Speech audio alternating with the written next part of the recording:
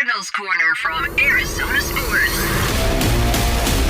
Cardinals Corner from Arizona Sports with Tyler Drake and Lauren Koval.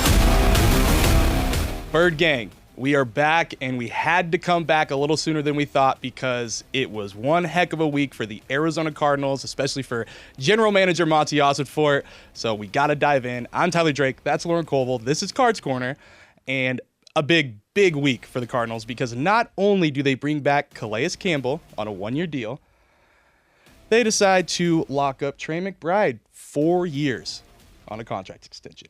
Huge. If you already thought they won the offseason, this is very much an encore performance for Monty and co. And just sort of crossing all your T's and dotting all your I's here. Making Trey McBride the highest paid tight end in the NFL. Yep. And that is just a building block for your future when you think of the Arizona Cardinals and you think of the key pieces of this offense or defense that should be around for a while. Trey McBride is the person who immediately comes to mind. Yep. So according to ESPN's Adam Schefter, deal is worth $76 million, includes $43 million guaranteed, and like you said, highest paid tight end. I think he's making like $19 a year. Well deserved. Even if the touchdowns weren't really there, well deserved. Dude is going to keep ascending. I think he's right in that prime range of just continuing to move up. So worth every penny. That's what Kyler Murray said on social media too. Said, so happy for my dog, worth every penny. More work to be done, but a great day. Buda Baker came out and said, congrats, brother. So a lot of positives right there. And then we just have to take one little step back to get to Calais, because I even wrote a story and said, hey, heavy lifting's done. Calais is a big person. So clearly the heavy lifting was not done.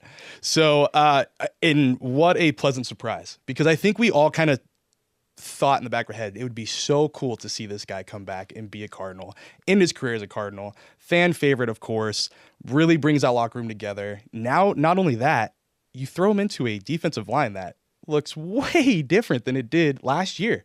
Yeah. And huge. And when he left the Cardinals, I think people weren't really ready to see him go. Nope. At all. So now it feels like that happy reunion you were hoping that you would get to, and it is actually happening. Selfishly, I'm excited that he's back because he's a great interview. He is so charismatic and over the top all the time, and that's like just his personality. So I'm really excited to chat with him again.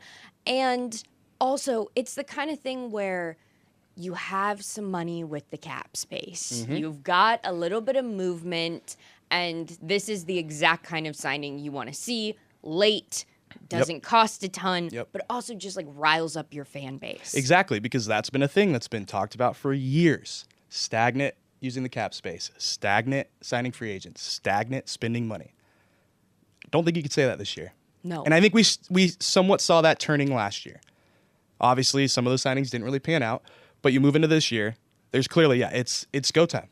It's all in now. There's no waiting. There's no rebuilding going on right now. Like, they've got some legit pieces where they can go compete on a consistent basis now, especially defensively. And I'm excited to see how the defensive line shakes out, because you've got a lot of guys now.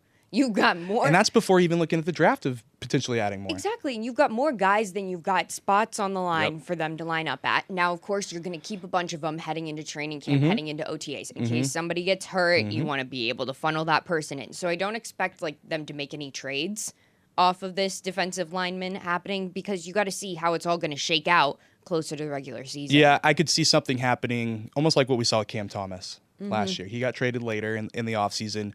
But yeah, like you said, Darius Robinson, Dalvin Tomlinson, and Calais Campbell. Those are your three, right now, those are your three starters in my eyes.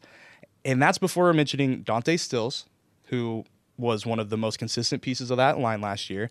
Justin Jones, Bilal Nichols, two free agents last year that have been healthy but weren't healthy last year, and LJ Collier, who's coming off his best season. There's a lot of potential in that room. And really, when you look at it, there's two guys in Justin Jones and Bilal Nichols who could be, one of the two could be on their way out, because there's just so much added talent in this room now. Calais Campbell solidified this line. And for a line that we've had issues with its depth in the past, has now become not a factor or a concern at all. That being said, this is still a position that we've talked about the Cardinals drafting and needing to add to. Has this signing of Calais Campbell changed your mind on whether or not they should draft somebody? Not in the first round. Okay. Nope. I think I'm fully on board with trade down and get a tackle or get a guard. One of those two. Offensive. Yes. Not a defensive tackle. Offensive tackle or a guard. I think that's just where I'm going. Just the depth side of it. I think Isaiah Adams and Evan Brown would be a formidable starting duo, but you've got to have more pieces behind them, and you've got to have some more competition in that room too. So I am fully on board with get more draft capital, move down into the 20s, still land a guy, one of the Ohio State dudes, Tyler Booker, call it good, and keep on moving. That's kind of where I'm going. Yeah. Yeah. All right. So basically, like, this is, and I think I'm going to have a story on this later.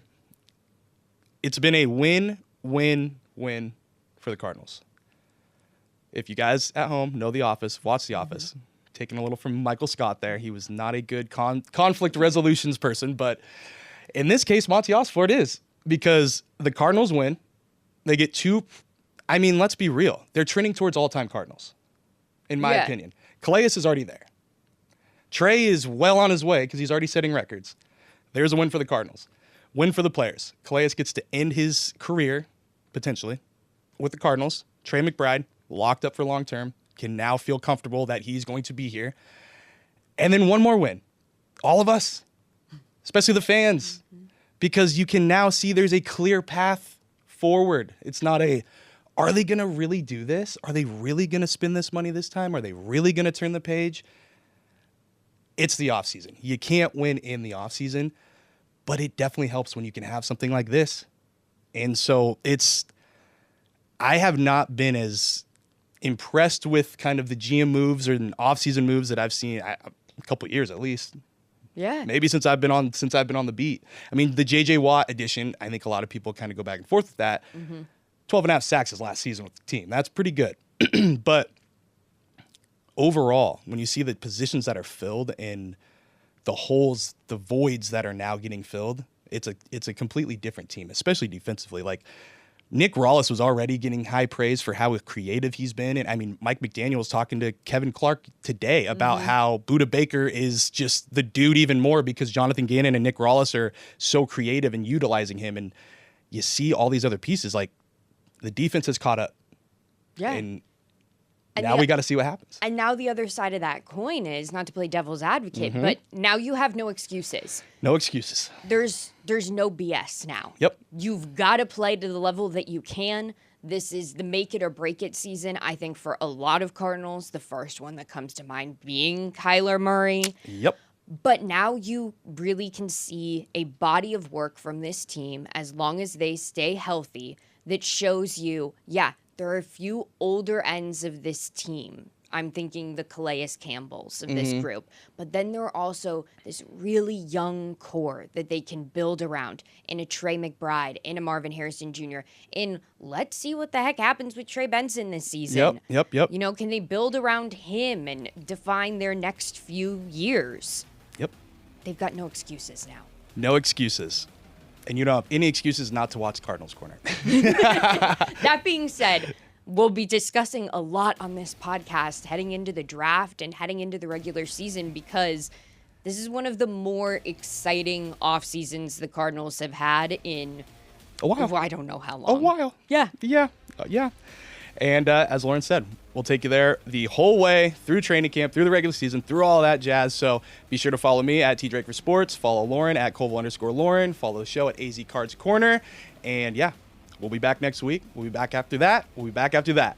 Stick with us. We'll have more Cardinals coverage, and as well, keep it with the Arizona Sports app, ArizonaSports.com and 98.7, because even more interviews, even more exclusives will be coming there too as well. So be sure to have us everywhere. And with that, we'll catch you guys next week.